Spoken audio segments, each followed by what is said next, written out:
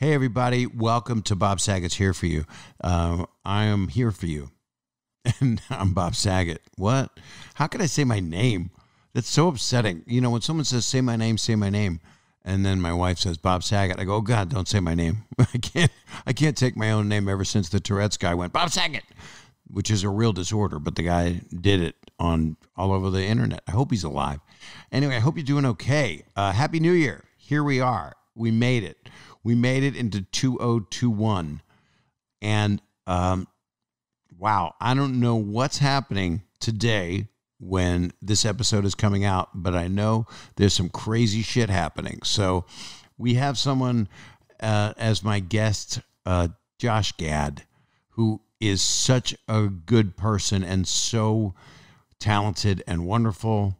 And so he's here to bring just some positivity and joy. That's the idea.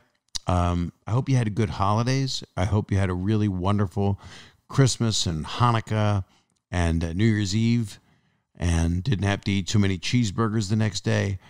And here we are into the 21-21. And thank God 2020 is over. We're still not out of all the crap yet, but we will be. We will be. I'm telling you.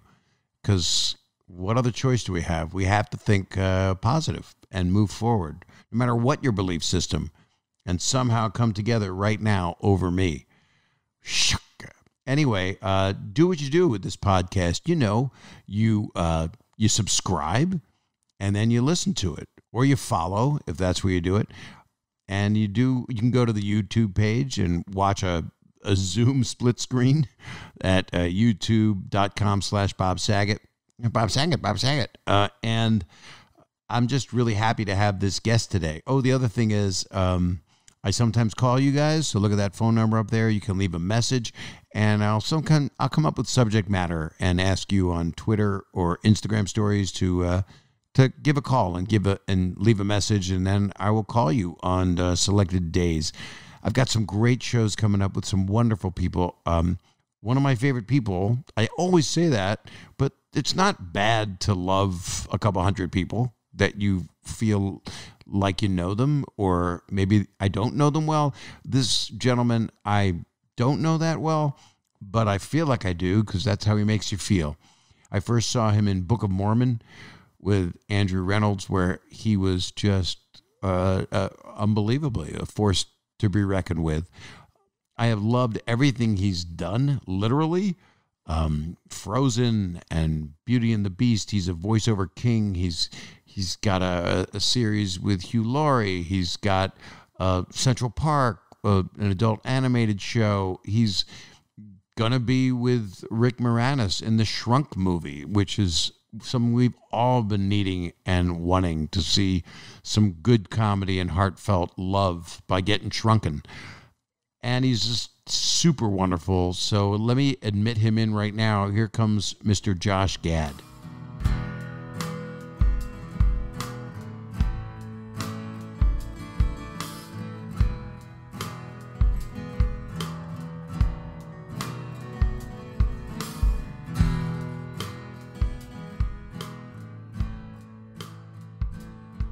All right, and we are recording on my end. And your end. You always talk about it because you're... I do. I like to just let you know how all my body parts are working right now. I have a full body scan thing in the house that I could lay you down in, and I could scan everything. And I don't know what I'll be looking at, but I can see through you. I don't know if it's necessary. I mean, I appreciate the offer. I certainly do. But I hear you. I tend to like to get body scans in a facility with trained medical experts. I got it. You know, this is the first time where the first rule of improv was wrong. Because you would have gone, yes. That's right. This is no and no thank you. Yes, yeah. And I want you to scan me, and I want you to do an internal. I don't care if you're a doctor. I trust you. Yeah, you're probably right. I could have gone the yes and route, but I also don't know you well enough to know if that will end with me actually being at your house under really questionable care. Right, and I've got what I think is a vaccine that I would try on you. Which I don't want. No, I agree. We want to really I want a vaccine. I don't know that I want Bob Saget's vaccine. I don't agree. even know if it's for COVID. I just think No. you know, it could just be any sort of vaccine. It's a multivitamin type thing. Okay, great. And it has a little bit of bat juice in it. So we have just gone through New Year's. That's what's just happened. Okay, got it. And so we don't know what can happen, what has happened even 2 hours ago. We don't know what has happened because that's the world we've been living in. So should we record one where we're in Civil War and one where we're not in Civil War? That's a really good idea. But this is Just to have both this is just a versions? short time before the Civil War or not Civil War. Yeah. This is just a couple weeks because neither of us wanted to, violate our holiday time with our families. That's right. And it's very gracious of you to be on here. Thank you. And Well, I adore it's not you. gracious, and I'll tell you why. My kids don't usually get excited about me doing podcasts, mostly because they don't know what a podcast is. But they were particularly excited when Daddy told them he was sitting down with you today, because when I tell you they are unhealthily obsessed with Full House, it still doesn't do enough justice to their obsession with the show. And also similarly, my obsession with the show, revisiting it after I first watched it every day after school. You're the one. I'm one of many. You defined a generation, Bob, and it Well, was you mine. know what? I was here. I was being a comic that was and an actor that was more irreverent, was trying to push the envelope. Thought I was, and then I got the part, and I was lucky. I just had a kid. I got fired from another show in New York, and I got it. And then 8 years, and your resume, I have to do my work just because I like to know what I'm going to say. You work every minute. So when you get canceled, it's just because you got 3 other offers. You're very...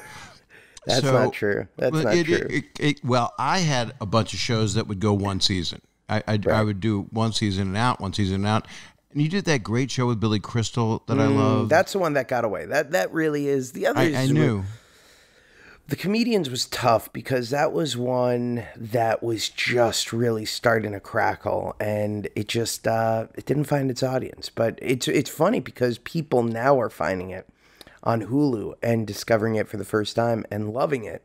But, but similarly, I'm not going to stop gushing before you start gushing, because I have to say that what's remarkable about Full House and revisiting it again, and what's remarkable about your performance in that show, is it really is, it's wholesome without being corny. It's so wonderfully sincere that at a time when we're all dealing with the hellscape that is the world right now. Yeah, it's pure cynicism. If you put out a John Lennon message of peace, love, or Elvis Costello's cynical peace, love, and understanding, people go, "That's bullshit. I don't want to hear that." It's true, and Full House somehow it sort of rises above that cynicism, and it is such a reminder of what that kind of sitcom can be, and it's just, you're so good in it, and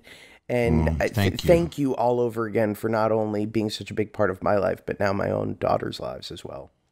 Well, it's really sweet, and I hear it a lot. And what we didn't know when we were making it was that it would never go off the air, ever. Right. And it's like what the Brady Bunch was. This is because of everything that's happened. I mean, we had no internet when we were making that. I had dial-up AOL. It's the funniest. We just watched an episode last night where Jesse's getting his first computer. Yeah. And I'm laughing to the kid because the kids don't understand how there's like no computers back then. And they You look got to so back different. it up. You were watching Full House last night? Yes, okay, this isn't me doing fan service. This is literally the reward in our house for the kids doing, having a great day at school is being able to watch episodes of Full House. I swear to God. That is 100% true.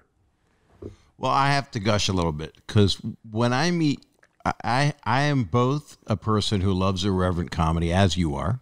Right. I mean, we'll get to Book of Mormon, which is, for me, definably one of the funniest plays ever done. I mean, the producer has many great ones, but that damn show, and I saw you in New York and I saw you in LA, and And but who you is are the kind of people that I'm drawn to, especially now, which is people that aren't afraid to be pure and want to help people. And so many people, and I'm sure you get it too, they gang up and they go, oh, Hollywood elite. Sure, you can say that. You have some money. It's like, no, I would be saying this when I lived in a single apartment in Palms. I said it. I was raised to care about people. I was raised not to look at their political party, but see what kind of person they were. But we're so many light years from that. And that was a kinder, gentler time when it's true, but I haven't given up on us yet. I feel me either. I feel like, look, I feel like we're definitely at a low point right now in terms of our ability to hear others. I'm sorry, what? I was so stupid. I'm sorry. That was such a dad joke, and I know it because I'm now telling those jokes. Yeah. And my wife's calling me out on it, and it's really upsetting because I'm like, oh, I've become the dad. You seen my merch? I don't appear on the shows. Do you have a deal with Jimmy? No, I write away to the stores, the NBC store, so I can show it on my podcast. Got it. No, okay. I know. Actually, I enjoy all the shows I go on, so I will pack this from New York and bring the cup home when they give me the basket. I have all the merch. I'm wearing Jimmy Kimmel Live underwear right now. Oh, I've got everything. I have his full line of clothing. I have everything. I've got a tube top on. I have his toupees. There's the Jimmy Kimmel toupee line that I really. I use the same hairspray that has that Giuliani black paint in it. I don't want people right now to think that they're just watching two lefties talking, because I've got fans all over the place, okay? And I do stand up all over this country and all over different places in the world, and I love people, and I love positive people. Amen. And if people are feeling hurt and robbed, I get it. I don't get all of it because I don't like mean people. So that's, I think, what's been happening is people have gotten really cruel, and they're sick of hearing that. So you say that, and they go, well, screw you. But what I love about you is your spirit is just who you are. There was no way anything was going to stop you from who you were. How did you get this positive attitude to be who you are? You know, I don't know. Hollywood, Florida? I grew up in Hollywood, Florida. I played The Diplomat. Oh, God, The Diplomat. I played it.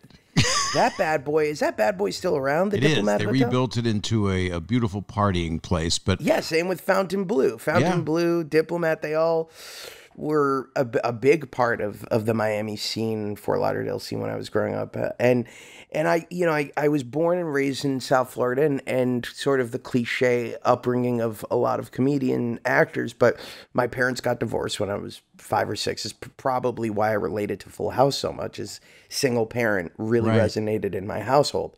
And, it was one of those things where I was blessed to have an amazing figure in my life in the form of my mom, who really raised me and my 2 brothers right. And she was absolutely hell-bent on making sure that we as individuals were presenting ourselves as the best versions of ourselves possible.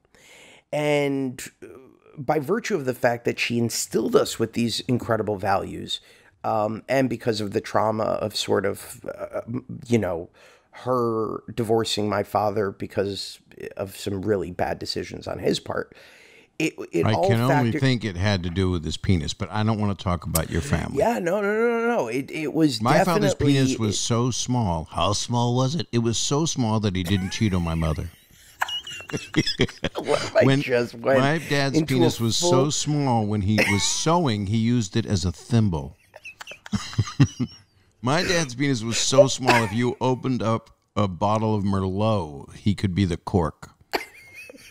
So you've read my dad's book. I know all about how to lead your family in 10 easy. Yeah. Are things any better now? I'm drawn this way. I don't want to turn this into a personal. I hate the TMZ world we're in, but and I hate the word celebrity. I don't know what that is. It's just you're an actor, you're a writer, you're a producer, you're a talented man. Thank you. But But are things okay with your dad now? Yeah, it's we don't have much of a ongoing talking relationship. I love him because he's my dad. I happen That's to have because you're a good person. Some people Well, would be thank you. hurt and wouldn't be able to do that.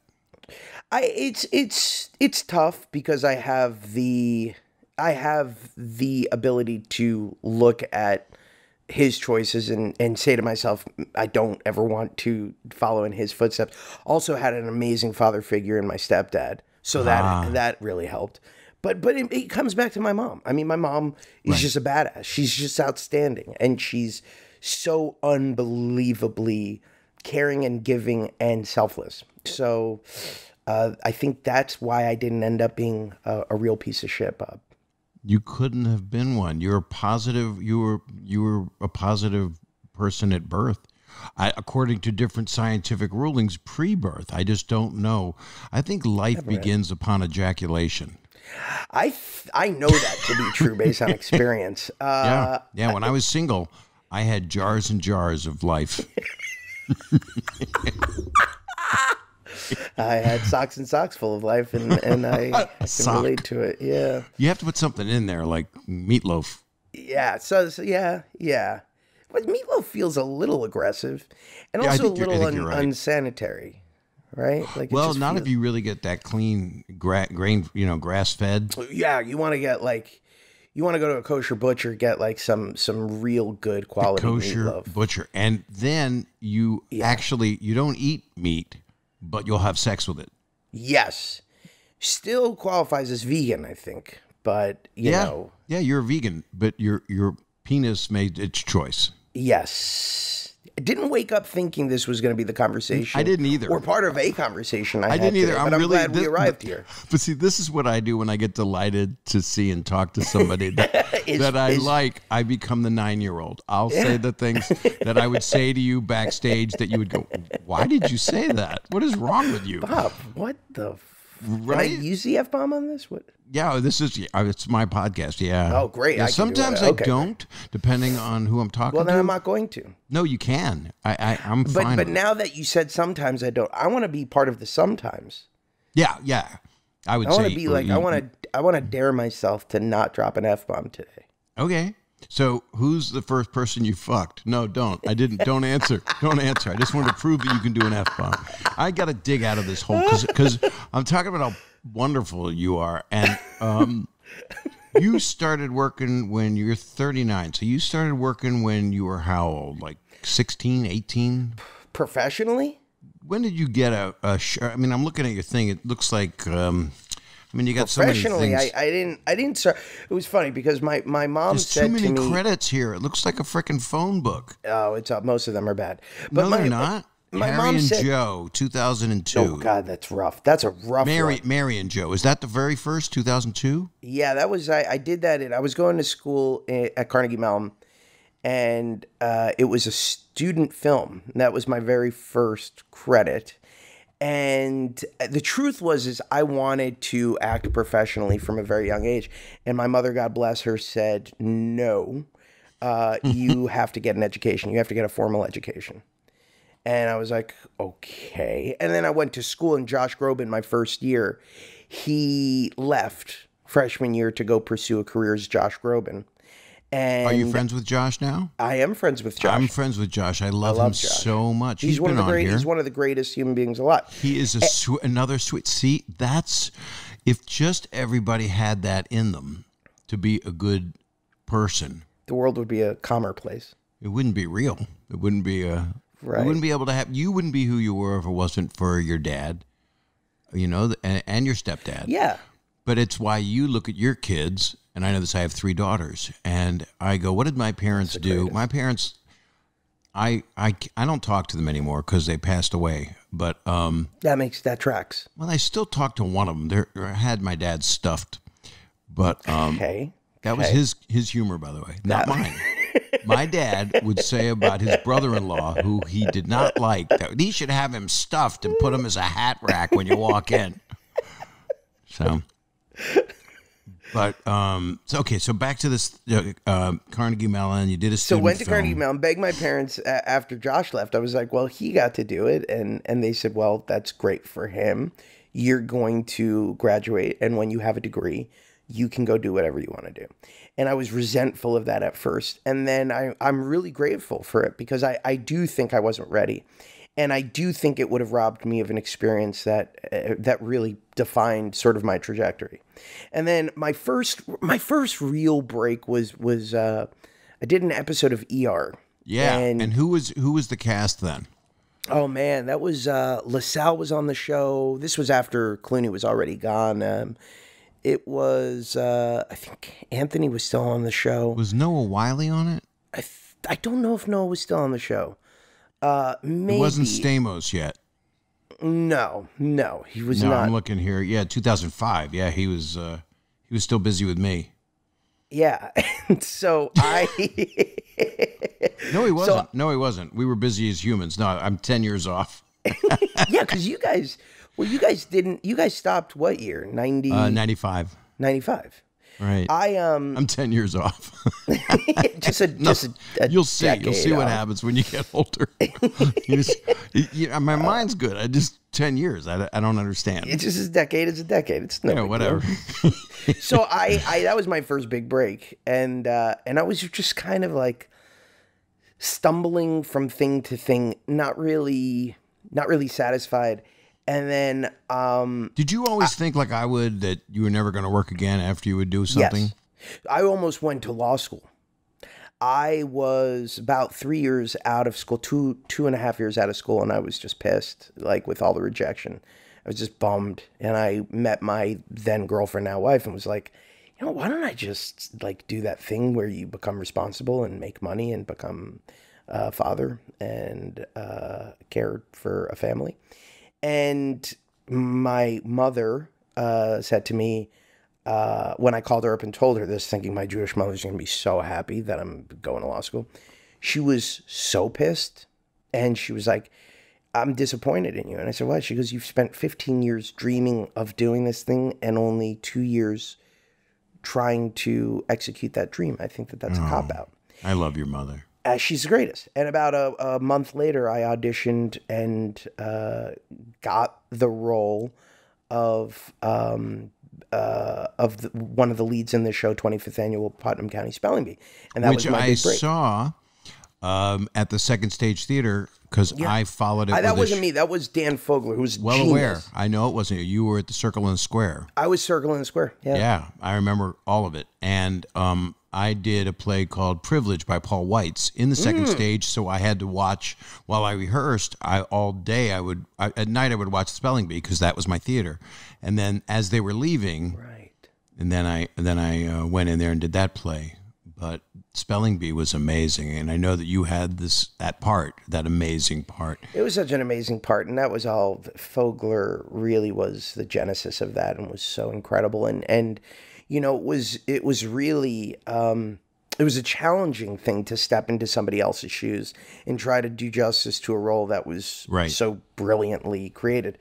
I did that a couple times. I did Drowsy Chaperone. You were phenomenal in Drowsy Chaperone. I saw you in Drowsy Chaperone. You saw me in it? Yes, I saw you in Drowsy Chaperone. You were outstanding. Okay, we have quarantine rules, but I'm coming over. I'm coming over and I'm gonna outstanding. You need a back massage? I have that gun. All of the above. Okay. Even if you've got that even play. if you've got COVID hands, you can just come I'm so over here. clean. I got a positive. Not a positive That checkup. was not what I wanted to got hear. COVID. I got it. I ate a bat. But it's good if you're positive about the positive. Then I guess it sort of makes it a negative. So that's good. Exactly. My blood is B positive. Yeah. You know, there are that's diseases you don't want to hear positive. I think any of them. But Drowsy Chaperone was Bob Martin, who's a genius. He's brilliant. Didn't he write Prom too? I don't know, but probably. Yeah, he's great. He's writing something else right now. He is so Kevin. And you worked with Casey Nicola, who directed me in that, and that's another connection that we have. Who is one of the sweetest, most amazing people, and what a talented, just on the spot, in the moment director. Says do this, and then I was, you program it because it's right. when something's right, you just do it and you move your foot to the left. And then it's like, wow, that's all I did. That changed. That show was so good for people who never got a chance to see that show. I wish it would come back. Kevin McCullum's a dear friend, and he produced it. Oh, he also put me in Hand to God. So I could. You just brought up stepping into parts. I stepped into the shoes of Bob Martin and Mark Kudish in Hand to God, who also was that play. But I played a Lutheran minister, which had the kind of comedy that Book of Mormon had. I never saw Hand to God. I heard such incredible things about Hand to God. It was right in your wheelhouse. And I know I know you have a wheelhouse. I do. I have a wheel mansion. Is it wheel? It's just a giant wheel that I live in and that I make decisions. Do you have Lilliputians running around? I do. They're called my children. And they that tiny? They're very teeny. We're talking inches, not feet, and they're lovely. I always do that. can't go from kids to inches. Let me ask you this thing. You had ER. There's a bunch of shows you did. Would you say the definable thing was Book of Mormon? Was that for sure. I was very unsatisfied creatively. Like I was sort of going from thing to thing, and I was just like, no. I did a season, one of the many canceled seasons of television I did, of a show called Back to You, with the guys who would go on to create Modern Family, Stephen Christ, Kelsey Grammer, Patricia Heaton, Fred Willard, Ty Burrell, and I'm thinking to myself, oh my God, this thing's going to run for ages, and it's canceled the day of my wedding. Welcome to showbiz. Yeah, I was like, oof. This is during the writer's strike of 2009, and that was well timed too, because that made reality television the biggest thing in the world. That's right. That changed TV forever. Mm-hmm. And I don't think it's still, at least network TV never recovered. And it was just surreal, and I was sort of like, I didn't know what the hell I was doing with my life. And I got a call to go do a workshop of this show. And I remember I got a call from Bobby Lopez, who wrote the music with Trey Ahmet. And he's like, we're doing this show with the creators of South Park. It's called Book of Mormon. And I'm thinking to myself, oh, look, this is like that Mormon episode they did on South Park. Right. And so I'm like, oh, they want me to play Cartman or something, like a theater version. Right. So I go to New York. We do this. Had they seen you? How did they think of you? Was it from Spelling Bee? Well, it was from Spelling Bee, but Bob, they mistakenly heard. They didn't mistakenly hear. They heard this album of this Christmas recording that the cast of Spelling Bee did, and vocally they were really, really impressed with my voice, they said, and I was just very honored. It wasn't until after the fact that they told me that they thought my voice was somebody else's when they listened to that album. So they mistakenly gave this guy Barrett Foa.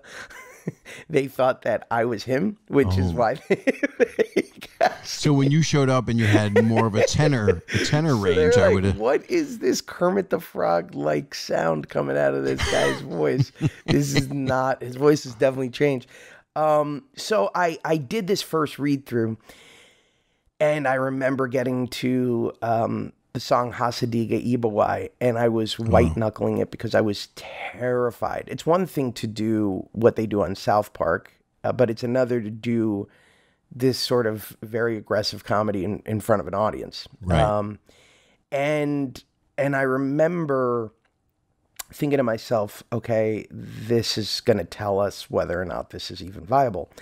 And that very first audience gasped, and then they just let themselves go, and you could see the collective assholes loosening up in the small theater. It's a miracle what it is. And they went with it, and we never looked back. And it was a miracle, because it was just sort of like, this shouldn't work. There's no reason this could work. And even when we opened on Broadway, there were a lot of people betting against us, and they were just like, there's no audience for this. The people who would see this don't go to theater, and the theater goers are never going to see it because it's too controversial. And that was just sort of like what everybody bet against us. And then we did our first preview, and it was almost like this overnight thing where it suddenly exploded. And unlike the producers, which came with such loaded expectations, Right. we had the opposite sort of thing, which was we were coming out of nowhere. Yeah. But I got to talk to you about Book of Mormon. That's why I want to take a break, because it was a miracle to me. I didn't meet you then. We talked at the LA performance after you guys. I wasn't in the LA performance. You'd probably talk to. No, you did an LA performance that Norman Lear was at and Casey was at, and it was a really short thing. I did? It was you and Andrew. Yeah. Oh, but not the show. No, wait a minute. Where was I? Was I in New York again? You may have seen me at Where do you remember meeting me at? You did Book of Mormon, and then you came out into the house, and Casey was there. I thought it was in L.A. But do you remember meeting me after? I remember the meeting show? you, but I thought I met you in New York. We definitely met. It was but the I thought I night met you in New York. Norman Lear was there, and he was behind me, and it was the second time I'd seen the show.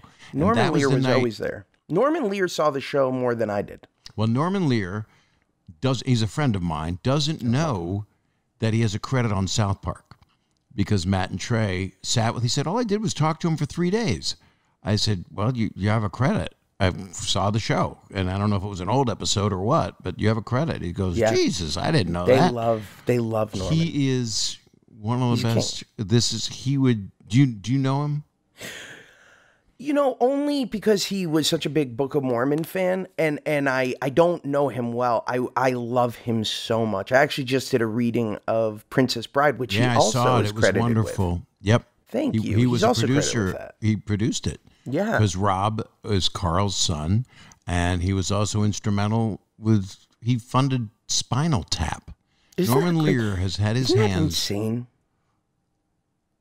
It's He's insane. He's Mount Rushmore. He's one And of he's the 98? 98. We And did a he- Zoom the other night with the guys, all the musicians, called Cigar Night, and we do it. CBS this morning is doing a whole feature on him because his son-in-law is John LaPook, the CBS medical correspondent, and he won't let us see Norman, but I don't want to do anything to Norman at 98. But we smoke cigars and we hang out and we talk Please about. give him my love. I will. He loves. obsessed. He loves you. He I'm loves. obsessed. He loves goodness, and that gets back to why Book of Mormon was so perfect, because Matt and Trey have done what you do and what I aspire to do, which is you can say the worst things in the world, but if your heart is pure, if you really are coming, think about the miracle of Christmas, that 15-minute VHS that went out, that George Clooney circulated, and I was in my office in Santa Monica. I popped this in, and I go, "Oh my God, these guys are geniuses. How did they do this?" And Jesus is in it, and of course a reoccurring character in South Park. Yep. And they take the darkest themes. South Park movie was perfection. It was a Another one of- masterpiece. Stephen Sondheim, actually, when that movie came out, said it was the best musical of the decade. And there really is something about Trey and Matt where they just know how to do satire in a way that is so profound, so filthy, but also so unbelievably filled with pathos. Like, especially Book of Mormon. What's so crazy about that show is you'd be amazed at how many people left and would write us letters or come to the stage door and tell us, I actually converted to Latter-day Saints because of the show. And in many ways, there's something about the sort of like uplifting ending that I think makes the show. A lot of critics would say, well, it's completely anti-faith, obviously, but it's really not. It's actually it's very much a celebration of finding peace in some form of faith, even if it doesn't conform with a lot of, what we might call the realities of life. Arnold is a liar, but he's created a lie that's so gorgeous and so compelling that people want to buy into it. It's also because of their themes, because of how bright. Whenever I've known Matt a long time, I'm an acquaintance with Trey. But I'll say, Matt, you're so brilliant. He goes, no. Trey's the genius. I just do some stuff. He's like, they really do have that relationship, and it's not true. The two really need each other to function. And I've been blessed enough to be in that writer's room for South Park a number of times, and it really is just this well-oiled machine. But these are two guys who are, in a way, have been grandfathered into being able to do the kind of sizzling satire that a lot of people couldn't necessarily get away with now. I don't think anybody could, and that's why people would get upset with me when my stand-up was called filthy. But I was just trying to make people laugh, and I was like that before I was on Full House, playing a character. That is part of who I am also. But I find it a great way to get attention, just because it's not getting attention, it's bringing more people in that wouldn't be brought in, and people that are scared of the morals of society or language or subject matter that would be offensive. If you really are as smart as them and know how to put it together, and South Park was always, what have we learned today?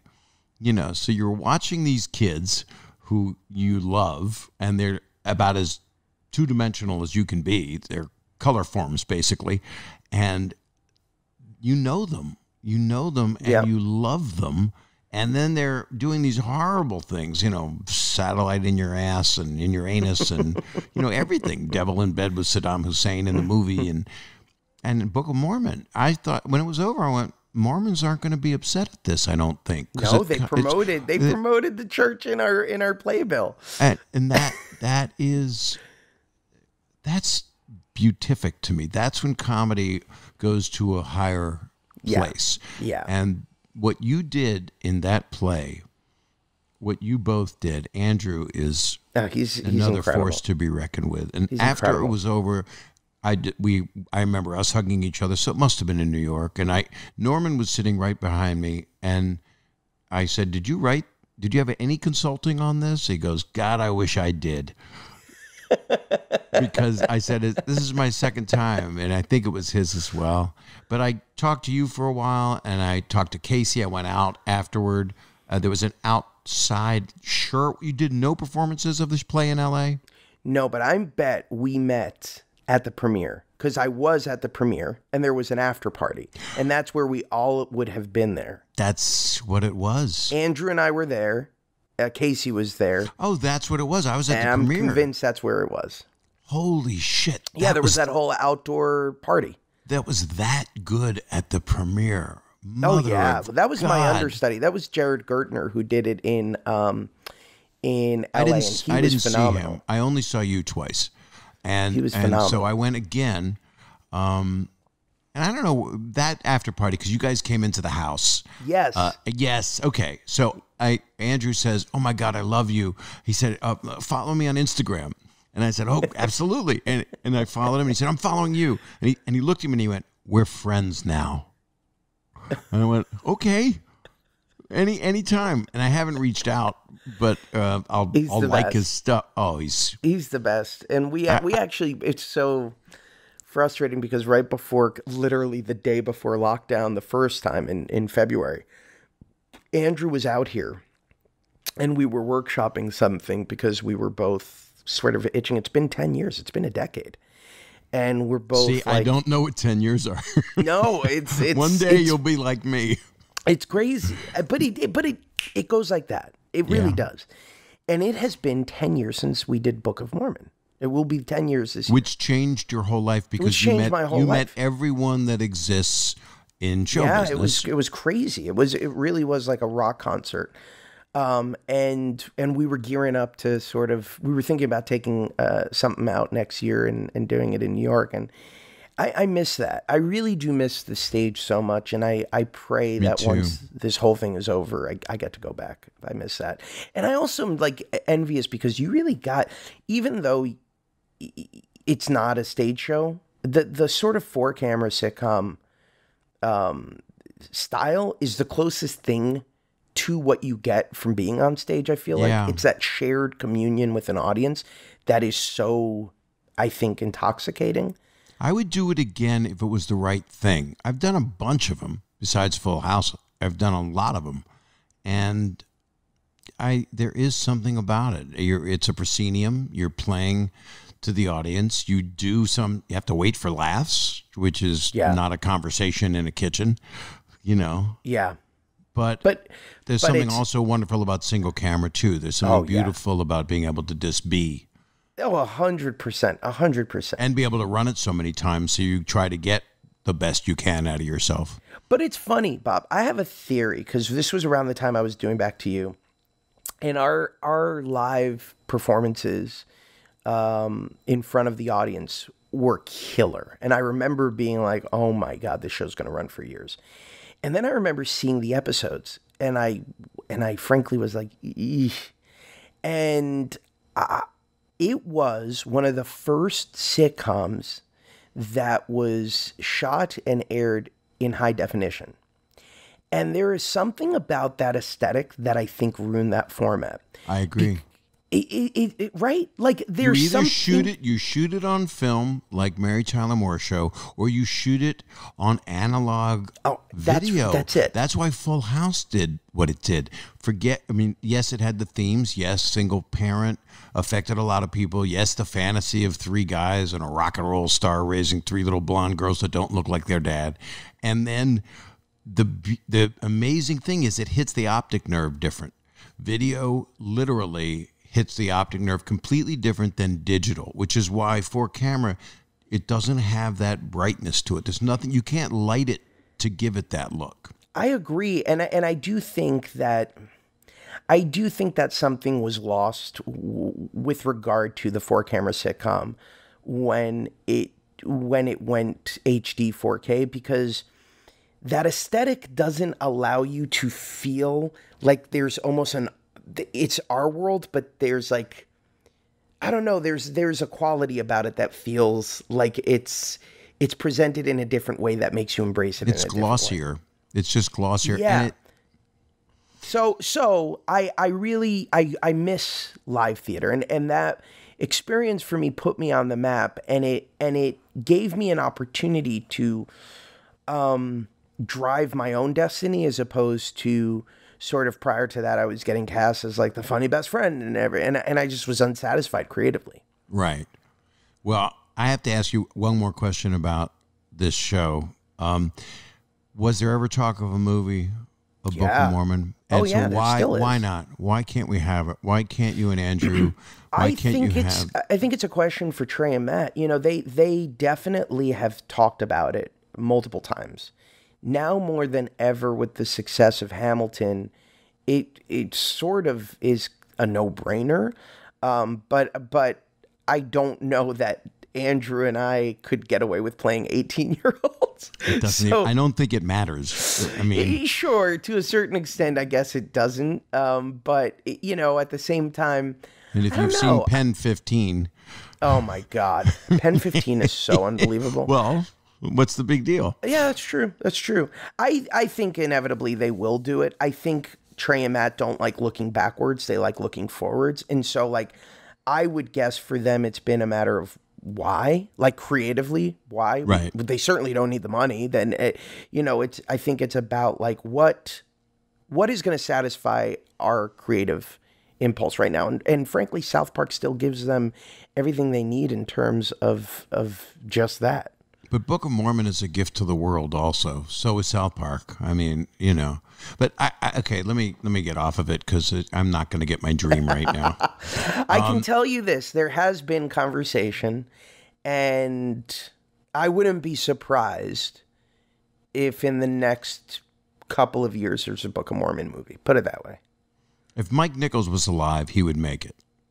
Oh, God. How great would that be? How great would that be? He was so sweet to me one night. I went to see a play. I was in... Death of a Salesman? No. It was Aaron Sorkin's play. And Mike was just there with Diane Sawyer.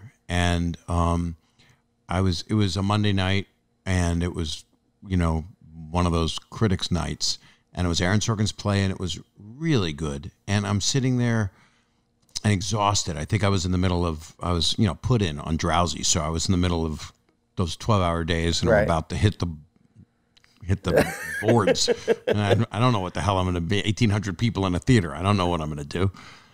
That was fucking scary. But I'm sitting there and I went, oh, something's happening. Because when the theater community accepts you, something's going on. It's not just a snob fest. It's a talent thing, and it's an acceptance into the club you want to be in, really. I mean, it's not that I want to be in a club. I'm like Groucho, you want to get into. I mean, I want to talk to you about Murder on the Orient Express, because that's a club moment. That's like not a club moment. It's an ensemble, collaborative festival of greatness. It was so thrilling. I mean, that was so thrilling because it was half that cast they were who we studied in college when we were studying Shakespeare, whether it was Branagh, whether it was Derek Jacobi, whether it was Judi Dench. That was our breeding ground for education in everything. So it was surreal. And then on top of that, to have Michelle Pfeiffer, and it was like Academy Award winner after and your Academy boss, Award. Johnny Depp, you're his assistant. How was it working with him? It must have been great. He was lovely to me. I mean, he was. Obviously he's going through a lot of stuff right now, and I can't speak to that because I just don't have any information on it. But I can tell you he was lovely on set. Yeah, he was lovely to me. Well, you're so great in it, and it makes me so happy because you're such a good actor. Maybe you don't, but you are. I don't think so, but I appreciate this is my self-involved story, and I'm going right back to Murder on the Orient Express because I watched it 3 times. So I think it's everything you're in. Frozen I saw once because I already got my nut on it, but she's hot. What are you going to do? And you're Olaf. I mean, how do you not live for that? And sequels and all kinds of great stuff. So, and you don't get back end on Disney. That's just the nature. Nope. Nope. But this is what happened to me. Just to finish that Aaron Sorkin story that was going nowhere. I'm about to do Drowsy. And this goes back to you being a really good actor, really good. And I'm sitting there, and Aaron Sorkin's the curtain is the lights are starting to go down. His play's about to start. It's the night of critics. He comes over to me, runs over to me, and he goes, "I'm so happy you're here. You're such a good actor." I went, "What?" Thank you. I'm so happy to be here. And he runs away. And I'm like, is he on mushrooms in the desert again? Remember when he did that? Oh, yeah, that's right. And he's so brilliant. I mean, Aaron Sorkin, for God's sakes, right? So I'm like stunned. I'm like, oh, that's the nicest compliment. He must have not watched Full House or something.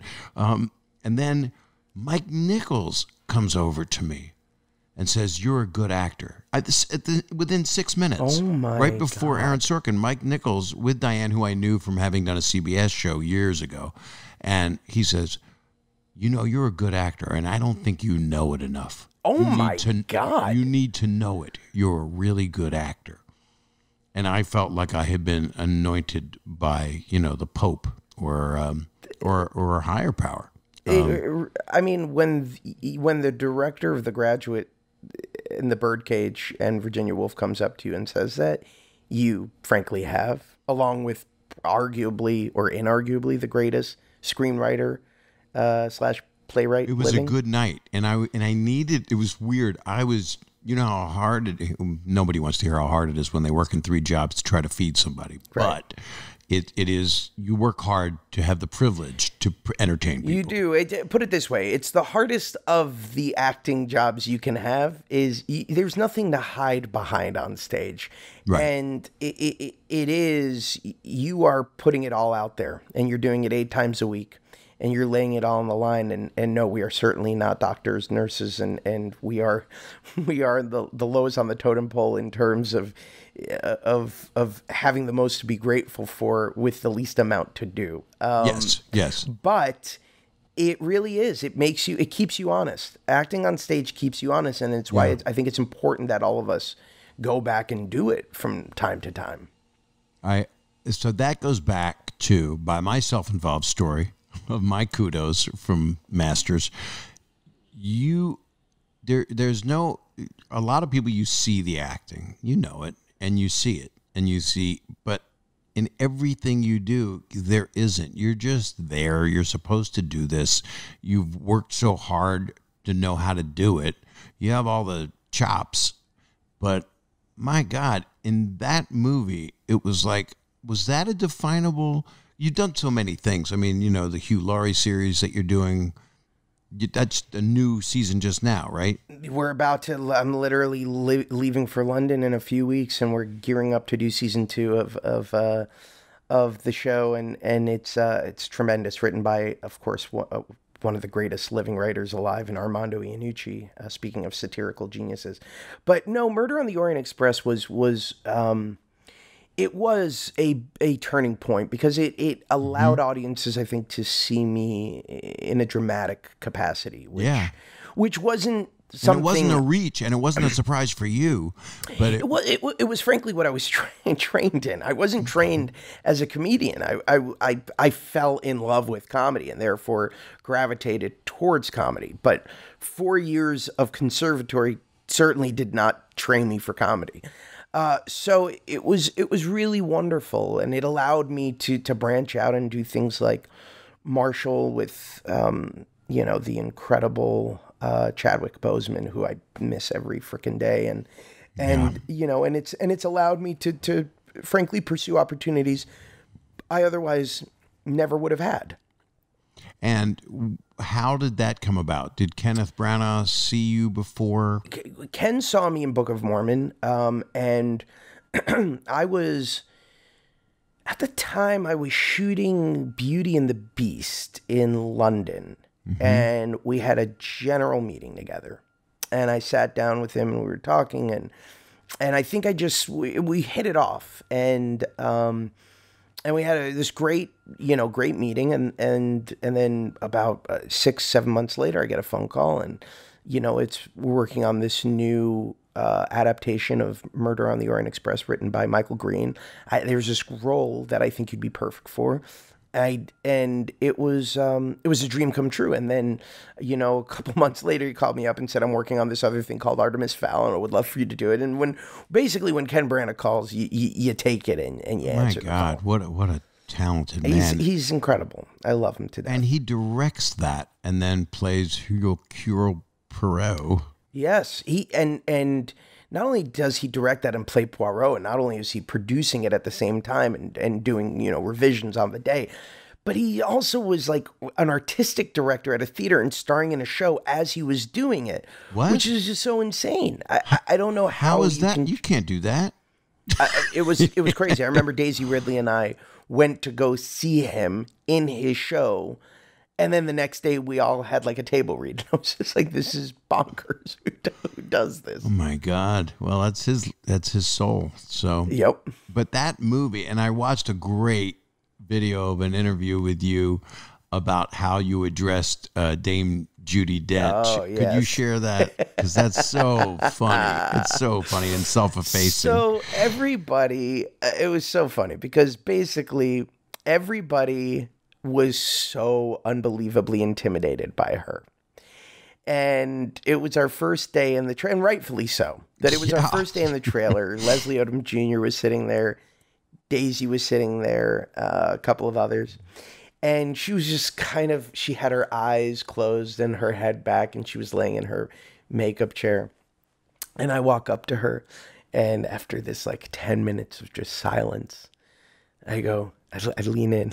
She's got a towel over her eyes, and I go, "Dame Judi Dench," more like, "Damn Judi Dench." And I just walk out, and she starts laughing so hard. And we just completely hit it off. I mean, there's something about the Dame that is so dryly funny and wonderful. And she's just game for anything. She loves to play. She loves to mess around. Right. So we became fast friends. And I mean, everybody's in that movie, and everybody seemed to love being in that movie. Oh, Michelle yeah. Pfeiffer was like, We all hit it off. I mean, we were frankly pissed off that they, cast a bunch of new people for Death on the Nile. yeah, We were what like, is the that? hell? Why'd they do that? Why, guys? Probably because it makes more sense because they're all playing different people. Oh yeah, they're different people, but it's a company.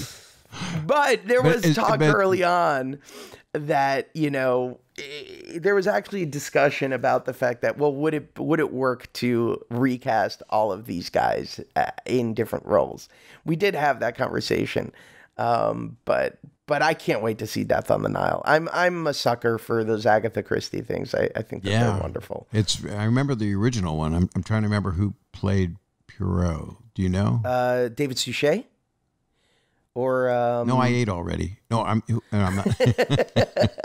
I don't know. Was that French? No, I don't remember.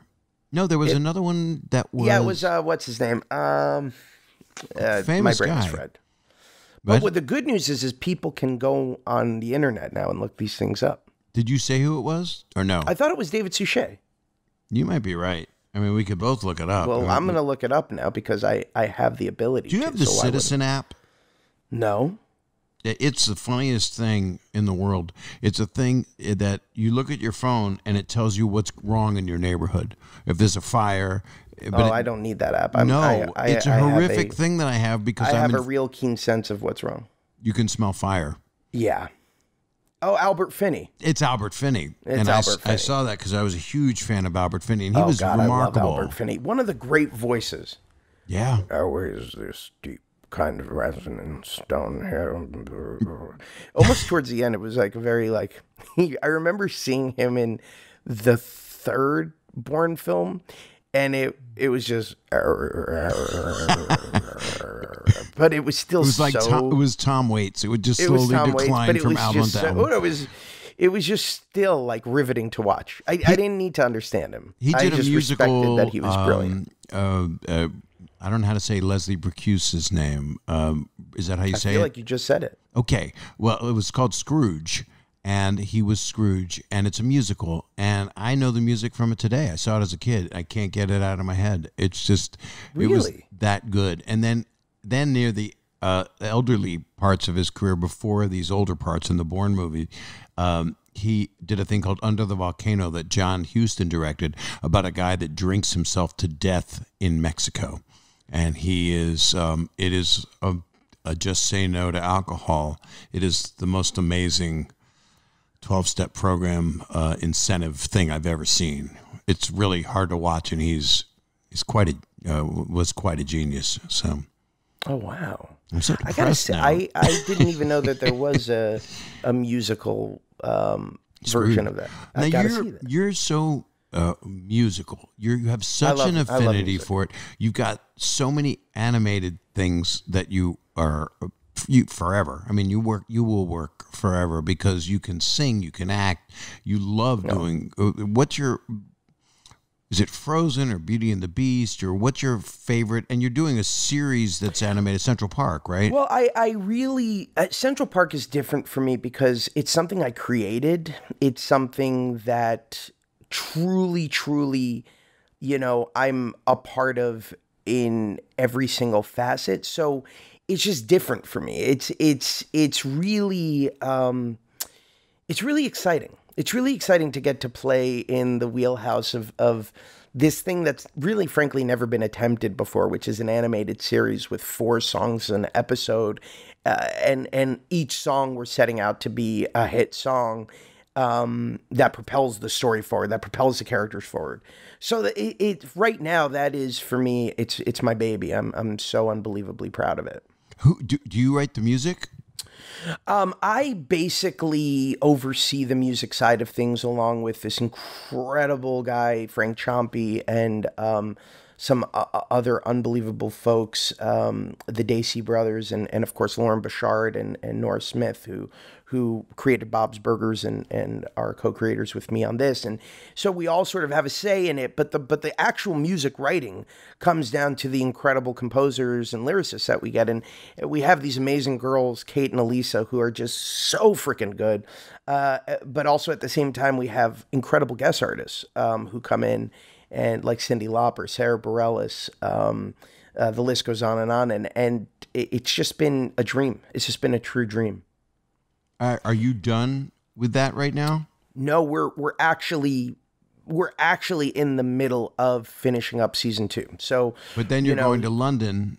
I'm going to London to shoot season 2 of Avenue 5 simultaneously. Right. We're gonna keep. We're done with the writing. We're done with the early production stuff. So now it's just everything is being colored and everything is being mixed.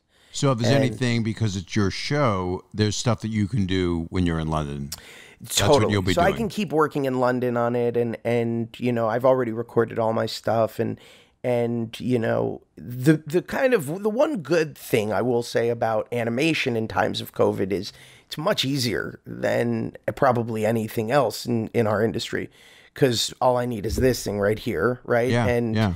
And we send all of our actors and singers mics and recording equipment, and it just works. Is it preferable to a studio? No, but it works. And we've had an amazingly blessed transition, and our cast, Stanley Tucci, Daveed Diggs, Leslie Odom Jr., Catherine Hahn, Emmy Raver Lampman. Like, our cast is just insane, and they've all been so game even through this. So it's been great.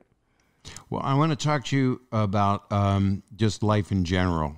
Do you find right now, because this is 2020 is over, we've squeaked out of it, is how I'm approaching this. It's been horrible, and it's been symptomatic of, it really, nobody wants to look at things this way, but I do, that all of it feeds itself. All the negativity, all of the hate, all the disinformation. Yeah, misinformation, and you're very wonderful. You're always doing amazing charity work with all of the readings you did. You just did the Wayne's World. Reunited Apart. Yeah. It's been. Who did that benefit? That was a children's food. Well, yeah, that was children's first responders, and the whole Reunited Apart really came out of my desire to help people at a time in which they desperately need the assistance, but also to just make people smile, Bob. Like, I was so... when I started it in April, I just felt like we were lacking opportunities to not be anxious. And there was something to me about seeing some familiar favorites brought back together again that really made me smile. Mm-hmm. And it's the joy of just reuniting people who haven't seen each other in years too. And it really just connected with people. And it's, it's given me some sanity in these insane times. Yeah. I've been very busy doing as much as I can. The podcast is fun because I get to connect, but also working on a bunch of projects and developing, and I'm doing some TV show tomorrow. Are you? What are you doing? One of those ABC game things that the comedians do when it's either me or Joel McHale. You just plug us in the seat, who's going to be the witty tall guy? So do you want the younger, handsomer, more, I don't know, Danish looking model? Or do you want the man that he's a Jew model? So I'm the question mark.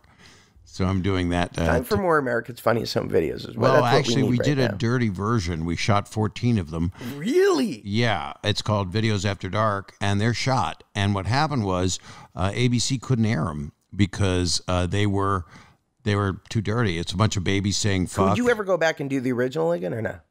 No. But and I was asked over the years, but that was good. That when I had had my time. But I went back to Full House with Fuller House. So as Sean Connery Which I said, can't wait to watch once we're done with Full House. well, it has nice memories, you know, and it's amazing. Netflix gave it 6 years, and the girls are great. It's incredible. And John, Dave, and Lori and I, we just come back as, you know, they call us the legacy cast. It's like on the alien vessel when Sigourney Weaver opens the chamber and smoke comes out. It's like, I'm ready for my lines. Did the Olsens ever come back? No. They and didn't? they didn't want to, and they should do what they want. You know, Yeah, of that course. was like always.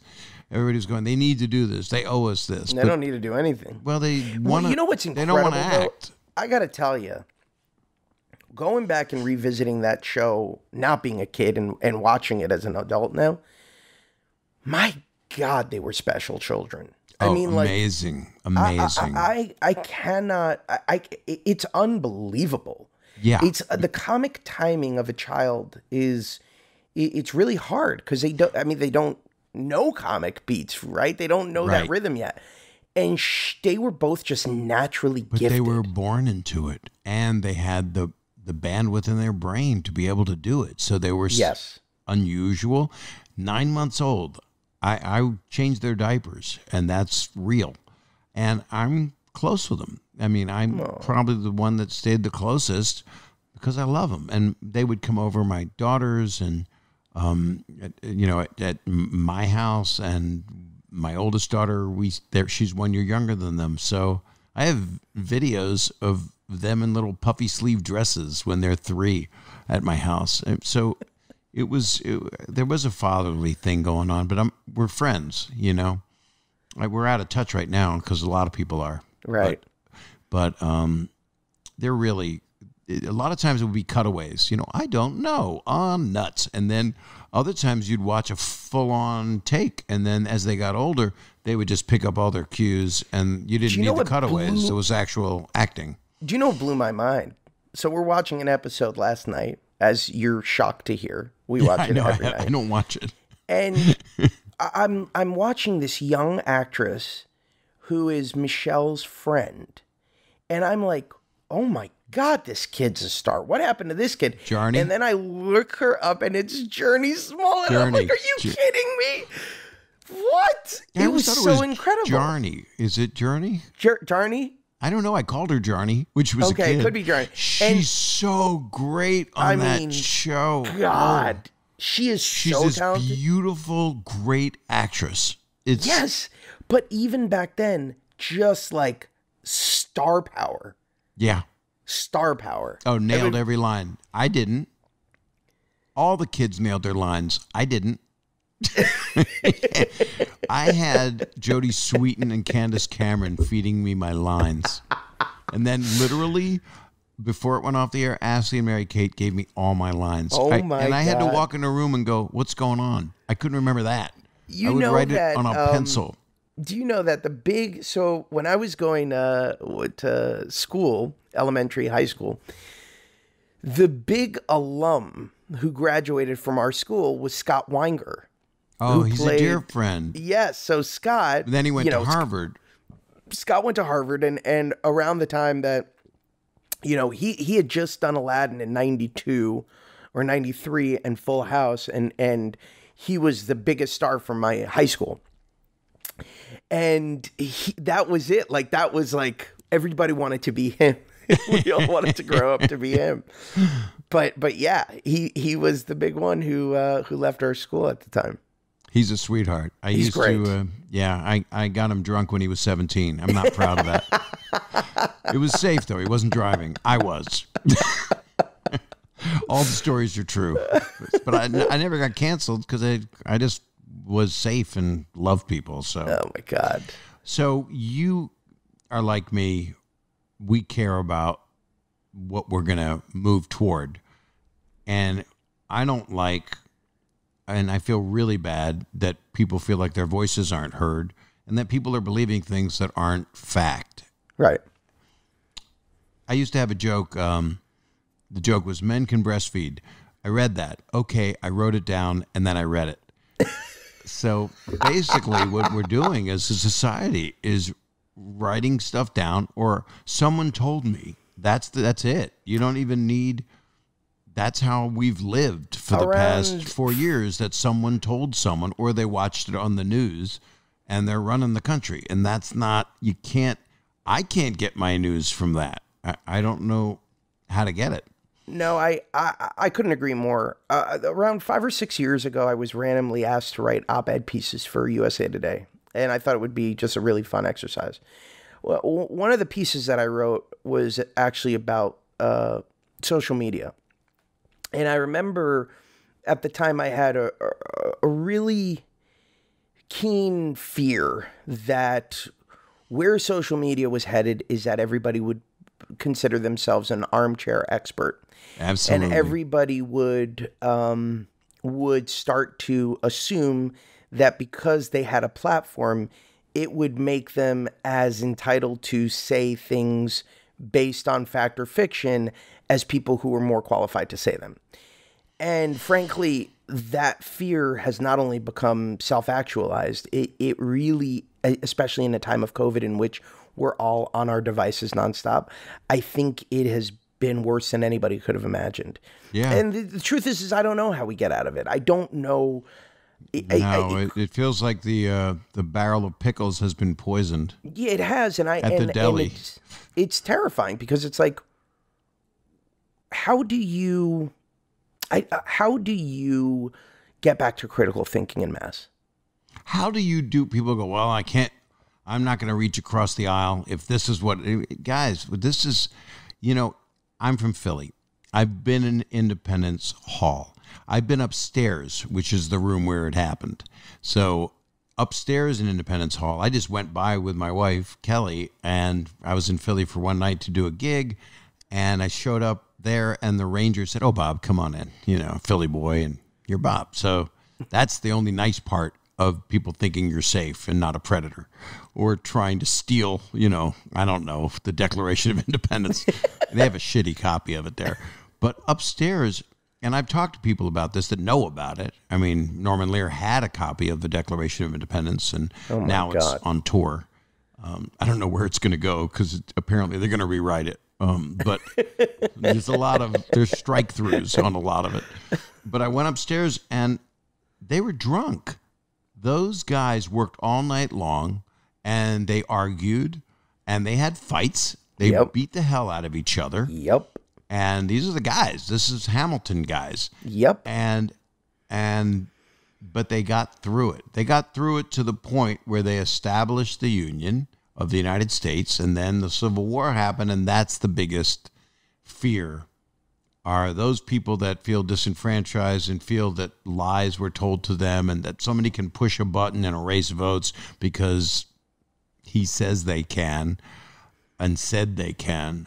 It's just very unfortunate. It's a very dangerous moment. I still believe... And we can't live in fear. That's the other thing. So you can't live in fear. There's the exercise. And I still believe in the promise of what this country can be. Me and too. I still believe that we will at some point find our better angels again. And I still believe that it's always darkest before the dawn, right? Like I think that we are at a real dark inflection point, and unfortunately, I think that people are taking advantage of an opportunity to really exploit their own self-interest based on propagating disinformation, and I don't blame people for voting however they want to vote. Me either. What really worries me though is I don't think that they know they're voting against their own self-interest in some respects, Yeah, because the person didn't have their self-interest. Exactly. And that's a tough part is, it's great that this guy wants to keep, he wants to win at all costs, but I don't see him doing anything to actually help the country right now as we are going through the worst crisis I've ever witnessed in my life. Yeah. This pandemic and has people no say the 100 years, This pandemic has no national response to it. It is such a damning indictment of leadership right now that nobody is steering this ship.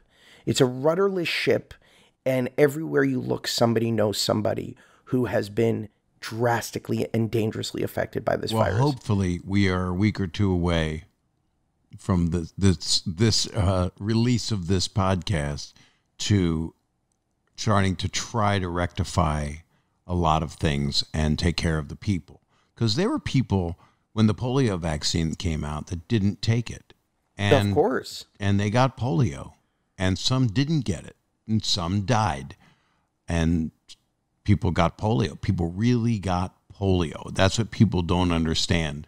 Polio existed. My cousin had it. You know, so denying, and people that have coronavirus, a friend of my wife's had it, and a couple days were bad, and then she's fine. That's how her body reacted. And then another friend of mine, a dear friend, you know him, Danny Burston. Oh my God. That was so upsetting because Danny was really badly affected. Really badly. And I was in contact with him, and his life's very difficult right now. And his beautiful wife, Rebecca, with ALS, and she's such a hero and such a beautiful, wonderful and basically woman. Like dragged him to the hospital. They did. And then they wanted to put him on a respirator, and they didn't have remdesivir or whatever Greek god would have helped him. But he is an amazing soul, and also incredibly talented. But talent doesn't help you when you're on a respirator. Nope. So, but that's what we have to do and what you do is make people feel better. I try. I don't know if I always succeed, but I certainly try. Well, but the try is the whole thing. Although Yoda said there is no try, only do. But how can you listen to a guy with so much ear hair and he looks like rotted cheese? So, I watched Mandalorian. Have you watched it? I love Mandalorian. I think it is so phenomenal. That last episode with Ahsoka Tano is just, it's so good. I haven't seen it. I just watched the first one, and I was a little concerned over Mandalorian doesn't have much of a personality, so I was worried about him. Does he break into song later on?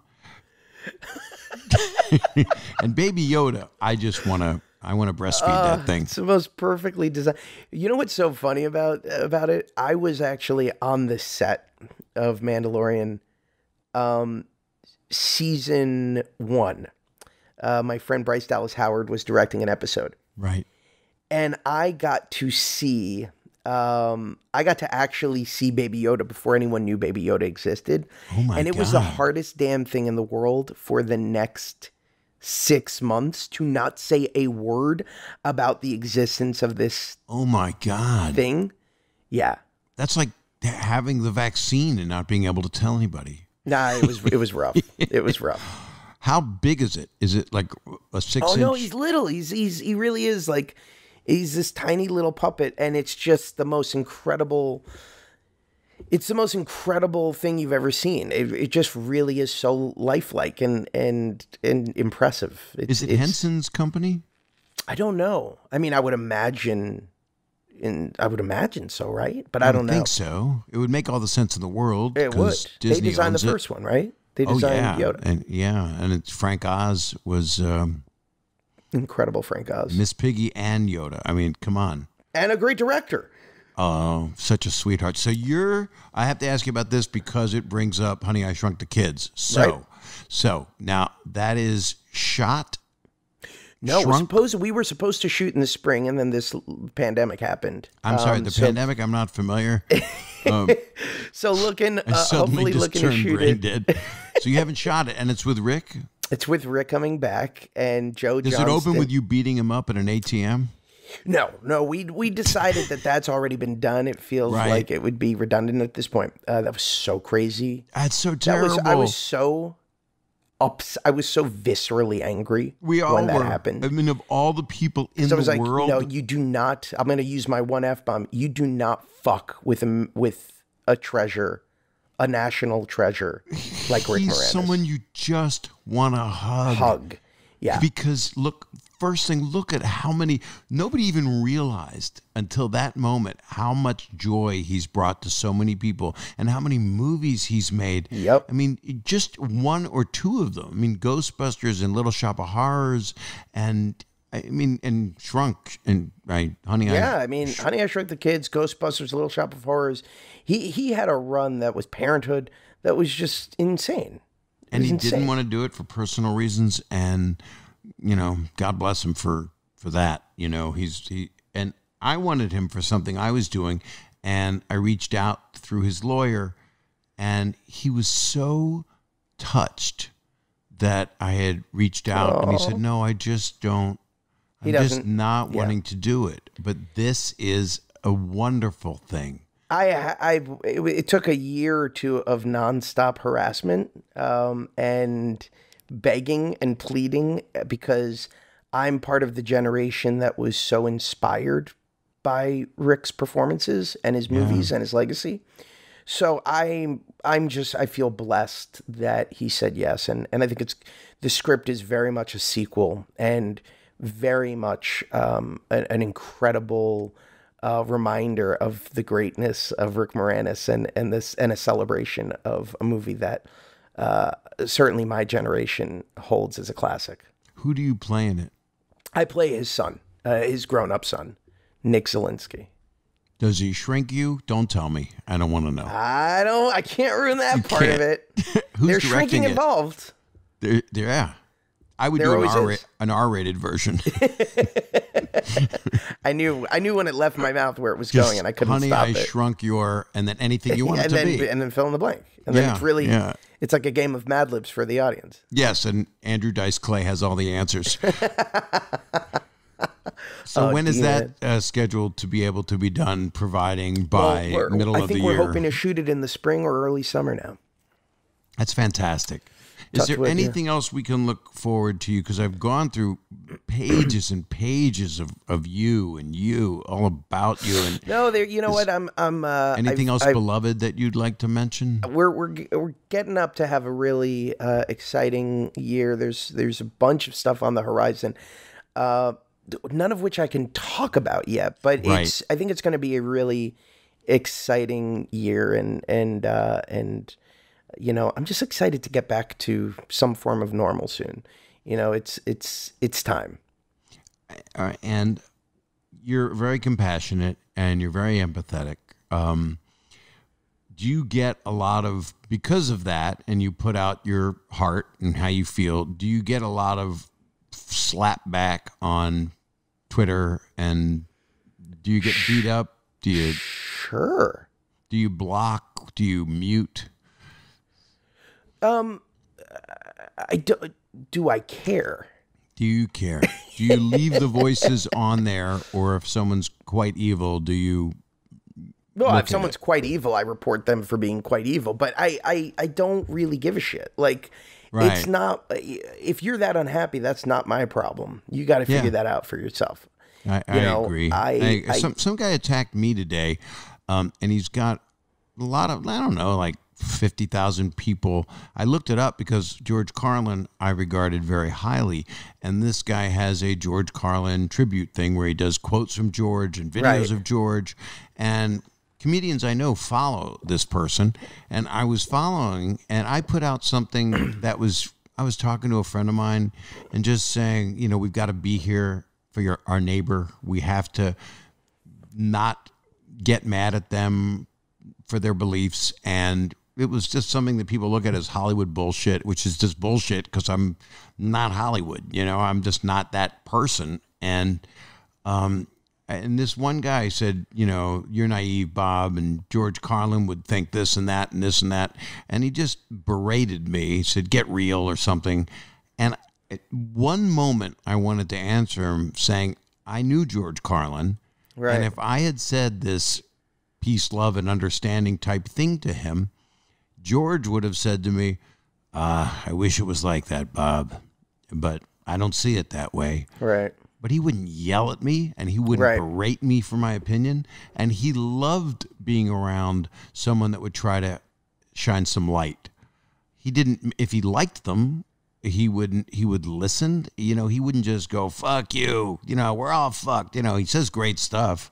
You know, George, now you can, you know, it lives right now.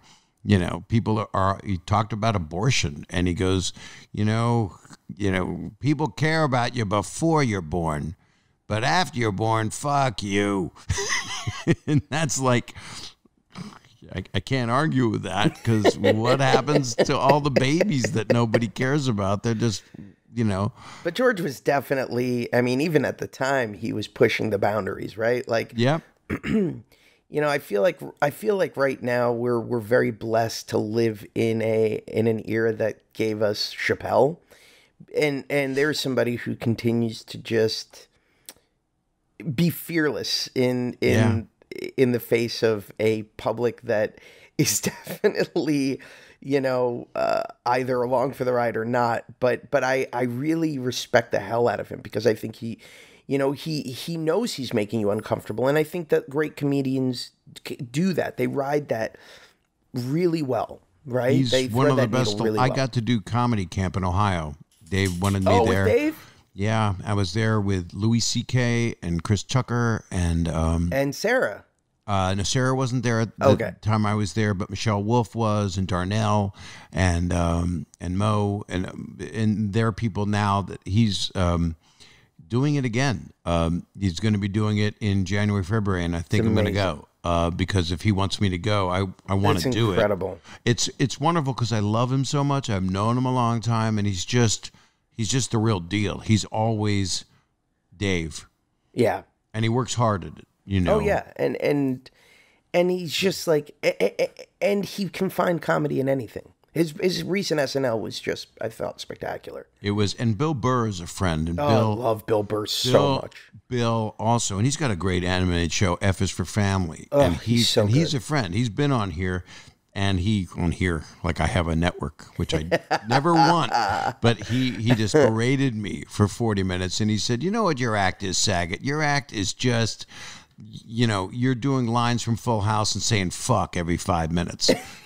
That's all your act is. And then, so I'm like, okay, all right. So then, and then we're friends. And he was over here and we were smoking cigars, I don't know, 6 weeks ago. And he did. I'm doing I did a drive-in. I think I did a drive-in. I'm not sure. I'm not sure if I did it, but when we're recording this, but he said do a drive-in. He said I did it instead of getting heckled. The lady just drove away.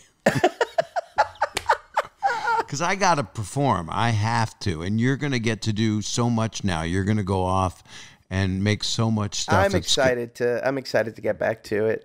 I really am. I think it's going to be harrowing, but exciting. Hey, if you got to do heroin, you know that's all part of it. Oh, you said harrowing. Well, I thought you said I think it's going to be heroin.